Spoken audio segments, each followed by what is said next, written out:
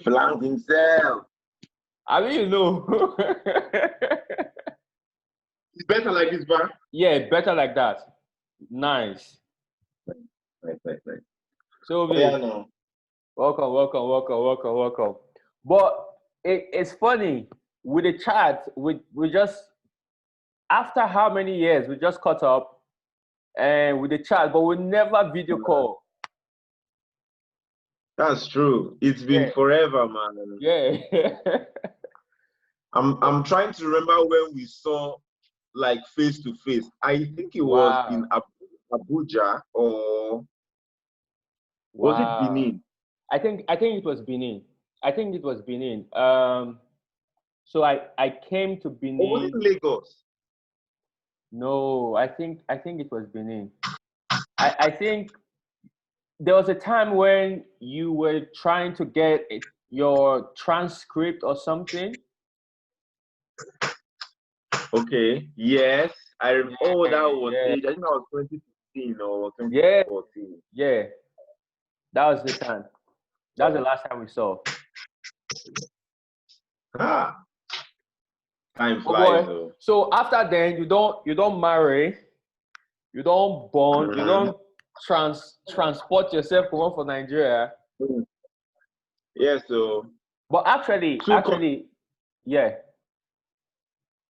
2015, I went and worked in Saudi Arabia. Saudi Arabia, yes. As a doctor, and then I transferred down to UK 2017. It's been a wild ride. Yeah.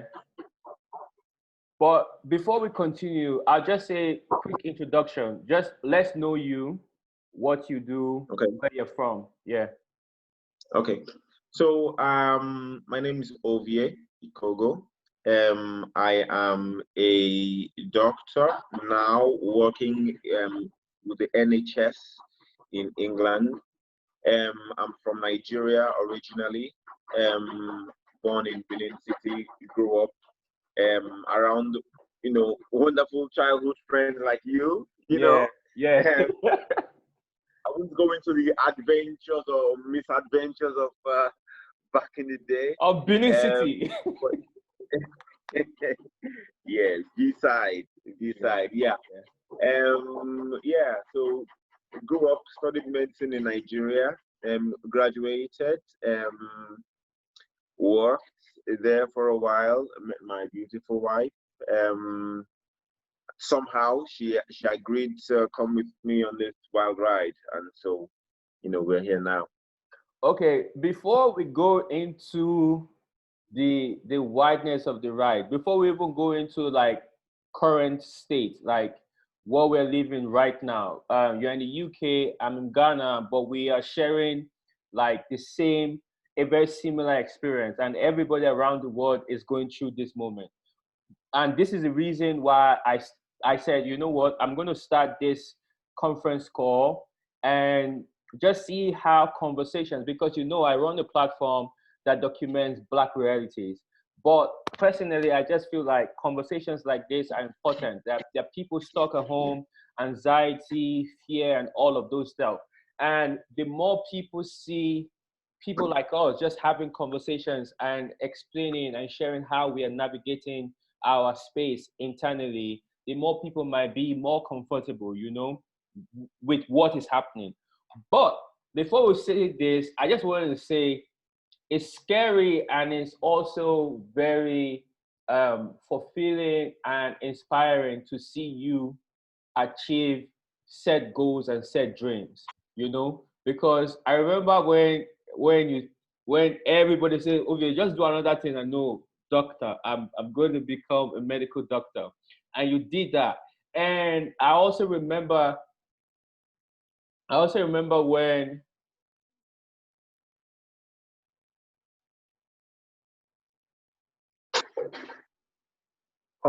sorry, 1 second. The missus is trying to tell me something. Yeah, no problem.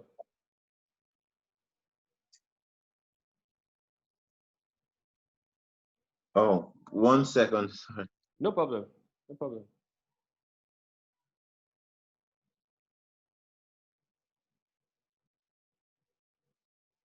So guys, this is what this is about. We are navigating. We're using Zoom, and this is how we're navigating our current state. Um, while we're having this conversation, his wife has an important information, but the conversation continues. So we just wait for Ovie to get back, and we continue this. Sorry about that. I hadn't actually told the missus about it. I just like updated how. Sorry about that. No problem. No problem. Right. So where were we? Yeah, so I was just saying, I was just giving you props, and from becoming a medical doctor, I remember there was a very tiny moment in time when you were like, you know what, I know who I'm going to get married to, and I know her. And people are like, oh, Ovie, just focus on these other things around you. You're like, no, I know who I'm going to get married to. I'm going to get married to her, and we're going to leave the country, and we're going to start a family. And it's amazing to just see that you've done all of these things. So I hope you still have that focus, man.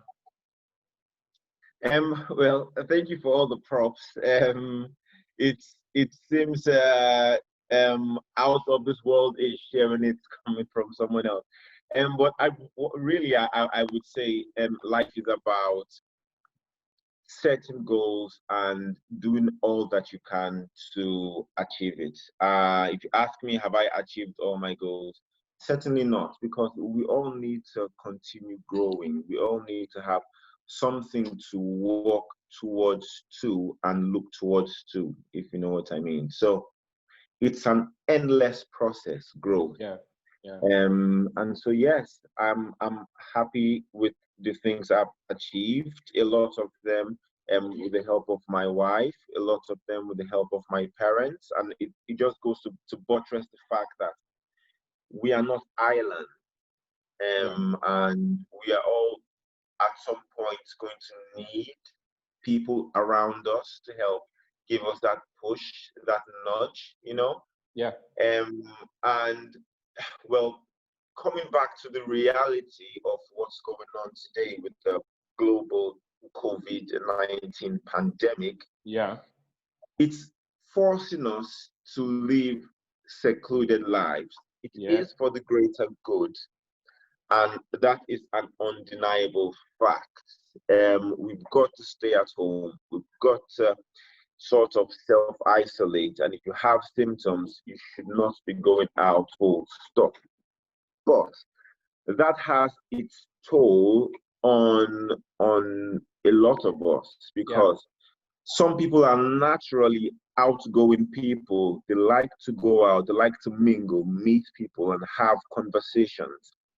Some people like to stay at home anyway. So for those people, it's all well and good. It's normal. It's just another day.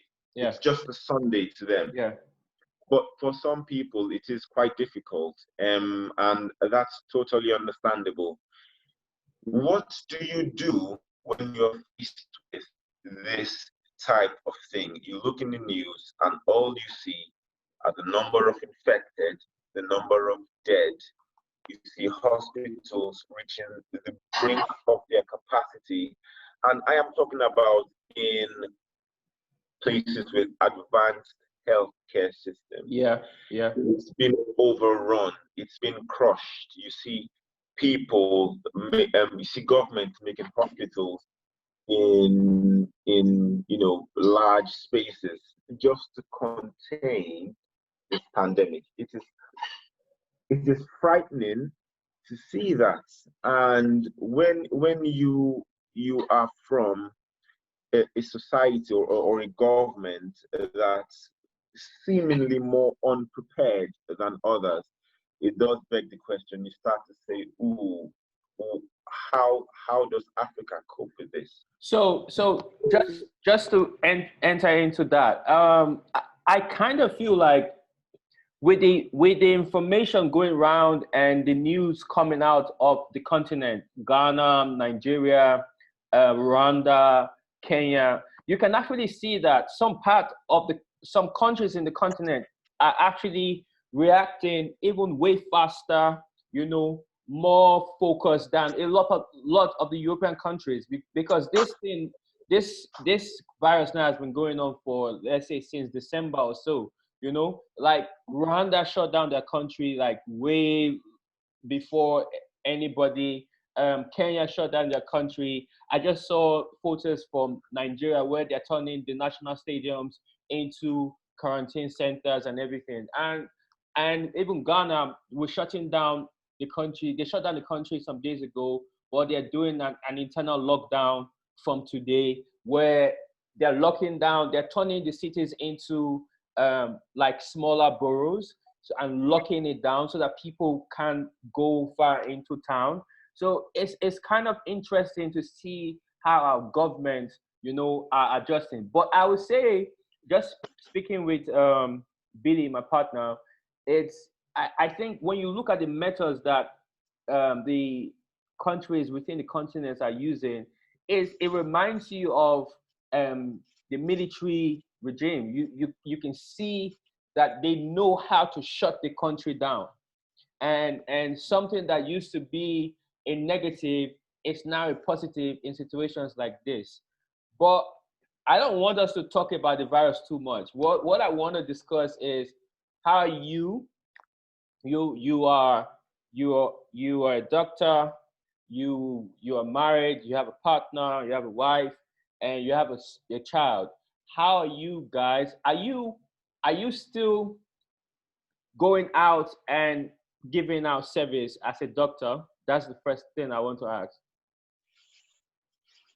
Yes, I am. That's the short answer.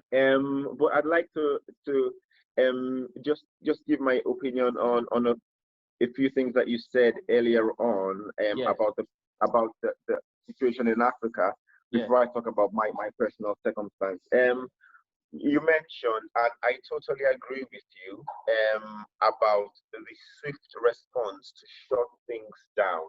Yes. And I am happy that that has happened in a lot of the African countries. Yes. But obviously, I'm Nigerian, so my focus would be the response Nigeria. in Nigeria. Yes. Yes. In my opinion, I think it was a little too late shutting down the borders. I think so too. I agree with you. Yeah, yes, and I think a lot of it was, I would say, politically motivated. I think because, well, this is my personal opinion, some certain children of some politicians were still overseas. It wasn't shut down when it should have been shut down. It is shut down now, and I'm happy for that. But I think it's a little too late. I think the the people who should have been brought in and had the compulsory 14-day quarantine strictly enforced, that wasn't done. And I think the spread is now going to take somewhat of a course in Nigeria. I think more people are going to get infected. And I'm happy that the government is responding the way they are. But what you need in this particular disease, not as much beds as it is intensive care support. And that is what frightens me. We need to have ventilators. If you look all around the world, there's a common song. They need to produce more ventilators. Yeah. Because this disease, while a lot of people will recover from it, especially if they're young and have no pre-existing health problems, a lot of people, even though they're healthy, will need respiratory support. They're going to need oxygen, and in a lot of these people, they're going to need their airways ventilated, and that's why they need ventilators. There's not enough ventilators in Nigeria, and I am a little bit worried about what will happen if we were to hit the very quick uprising in the number of infected. But that being said, the population of Nigeria from an epidemiological point of view is young. We've got a lot of people less than 30. I believe more than half the population. Don't quote me on that, but I think that's. I think it's like so I think the population is like 70% young. Yes. So I think in terms of I'm hoping in terms of the mortality, speaking about my country, Nigeria, I'm hoping it will be relatively mild. And I say that tongue in cheek. Um, I'm just hoping for the best, really. Back to my personal circumstance. Yeah. Yes, I am working, but I am just finishing a 14-day self-isolation period Okay. because Okay. I came down with not the classical symptoms of COVID, but I did Okay. have flu-like symptoms. I did have a mild cough, and I felt very rubbish in myself. Okay. So I called into work, and I wasn't tested because at the time there were no tests for Test kits. NHS staff. Yeah. There is now, which I'm thankful for. But I don't know if I had and I have now recovered, or if I just had the flu or Yeah. some other, I cannot tell. Yeah.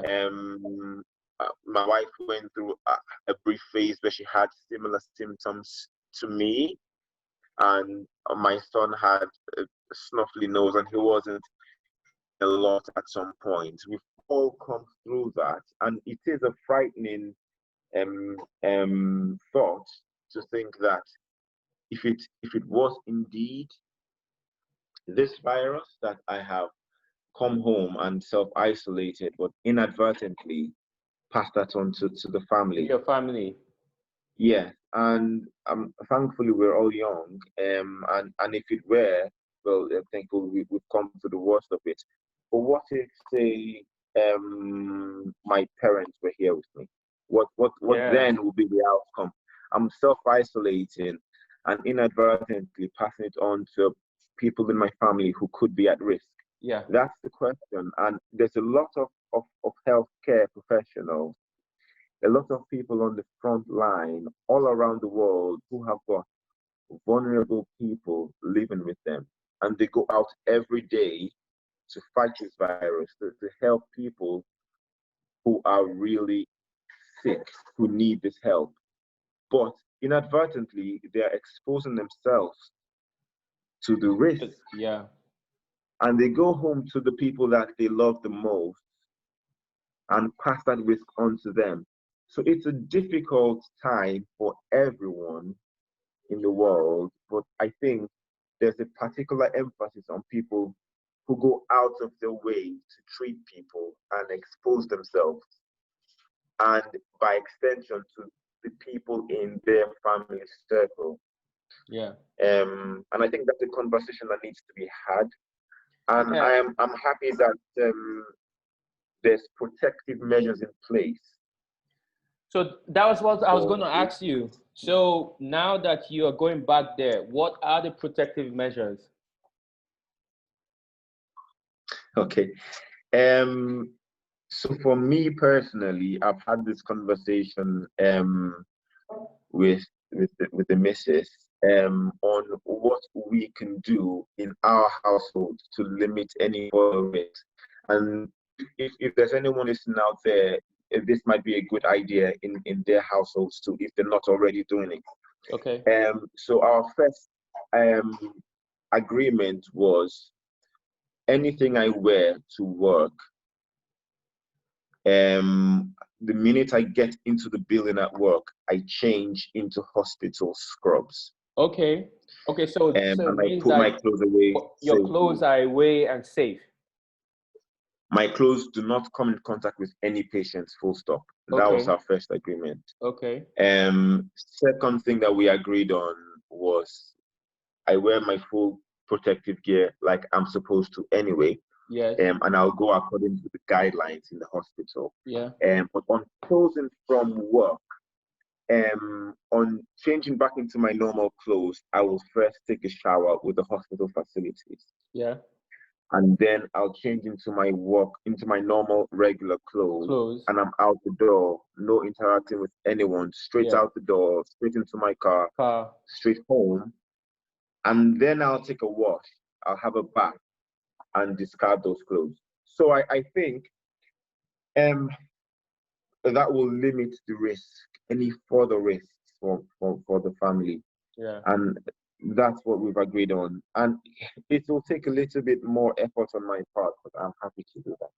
Yeah, it's also now looking at this, I'm just wondering what, because I know you have siblings all around, all over, and I'm wondering what that communication is. How's your family WhatsApp looking? What are the fears of your mom and your dad, your siblings? I know you also have a sibling within the healthcare system, you know. So like, who is stepping on the pedal to settle everybody down right now?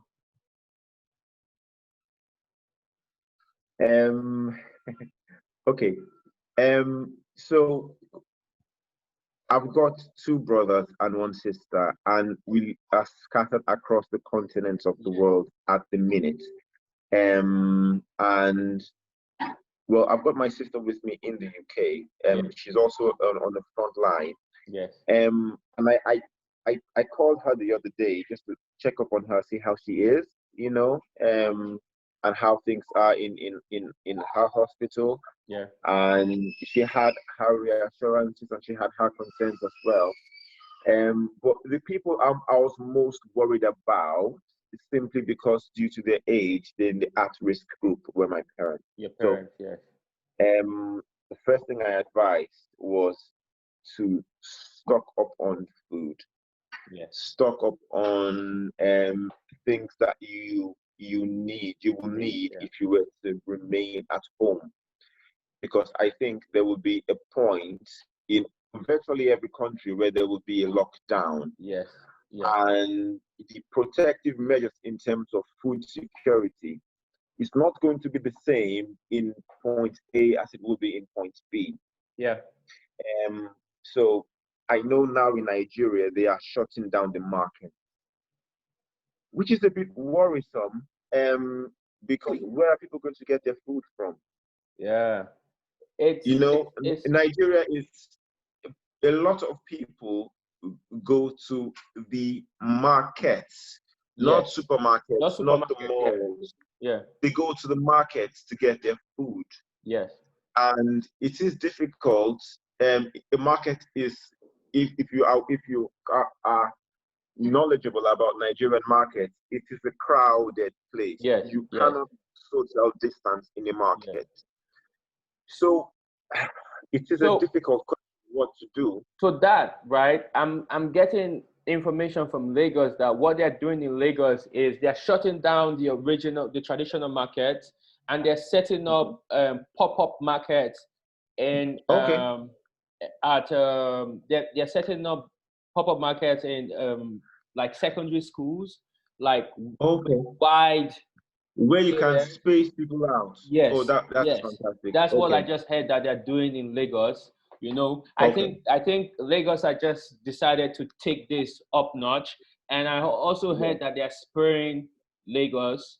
They're spraying the bus stops. They're spraying the streets. In Accra, what they did was that they went.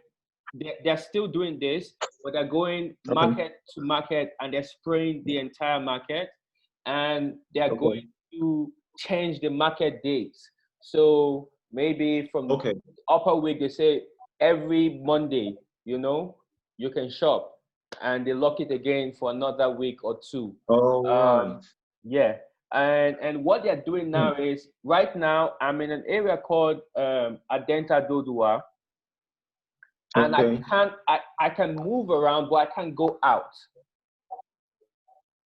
I can't go out of this area. You can't leave the area. You can't leave the area, but you can move around. So they are locking it. They're locking it, like they're creating like mini areas, and they're just shutting it down. Pockets, yes. It's just like if you remember when there's a coup, they have pockets where they just lock down each city. So they know these pockets. They know how to lock down these cities. You know, so that's what they've done. And I'm really happy about that. You know, this sort of is reminiscent of the Ebola outbreak. Yeah. A few years ago, if you can remember. Yeah. And I think that has sort of put us in that point where we are a bit more switched on to infectious diseases. Yeah, especially things that are, deadly to and I'm happy that we've sort of had a bit of sparing, if you say, or in the outbreak. Not a lot of cases were reported in Africa from the beginning. It's starting to have a bit of an upward spread now, but I'm happy that it didn't come to Africa immediately, and B, our response has been, I think, adequate. And in some areas, I think when you just look at the continent, though I feel we started late, just like you also echoed, I think when you compare it to the response rate of Europe or even America, I think the continent is responding. It's fast in its response. Coming back to the personal, how has this affected the home? Has it affected the relationship? Do you think you guys are communicating more? Do you think it has increased the communication? It has increased the intimacy? It has increased things you'd have maybe improved before? Are they improving now? Do you also think, are you learning something new about yourself or about your partner? Well, yes. I'm not going to go into details. No. But I've actually enjoyed, staying at home and self-isolating, just being away from work. At the beginning of the isolation, because I'm the type of person who's used to, getting up in the morning, going out to work and coming back, just being at home doing nothing. Well, not doing nothing. Being at home not working. Yes. Was a bit of an adjustment for me. So on that front, that's something I had to struggle with a little bit. But I would say I've actually gotten, quite used to just being at home and helping out with the duties at home. It's been a good 14 days, I would say. Nice. So just rounding this up, I think I'll call you again. I think we should do this as much as we can, because by the next time I call you, you're going to be back out there in the front lines. Yes. Devin, what would you say? What word would you say represents this for you? If you were to pick a word, what word would you use to represent this time? Oh, you put me on the spot there. Oh, I'm struggling to think of a word. Yeah.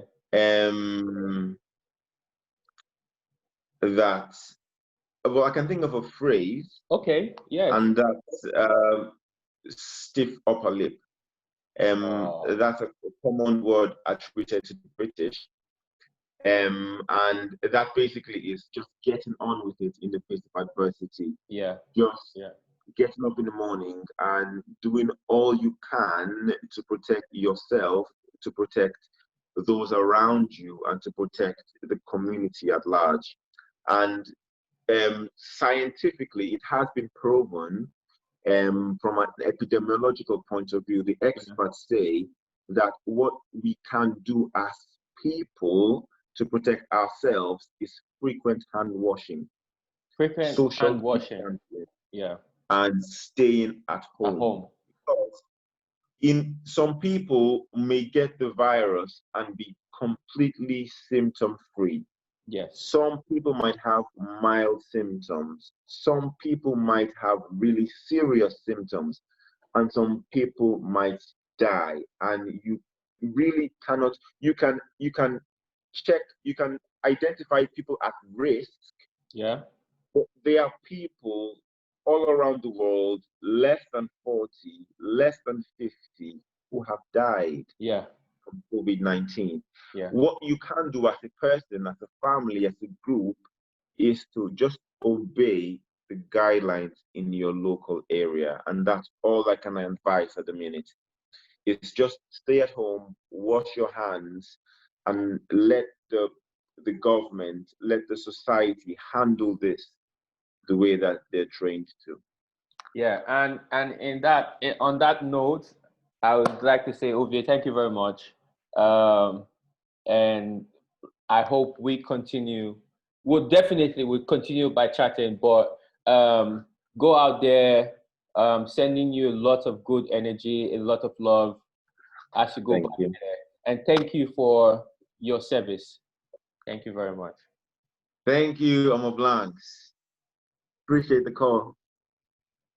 Have a nice one, man. You too. Bye-bye. Bye.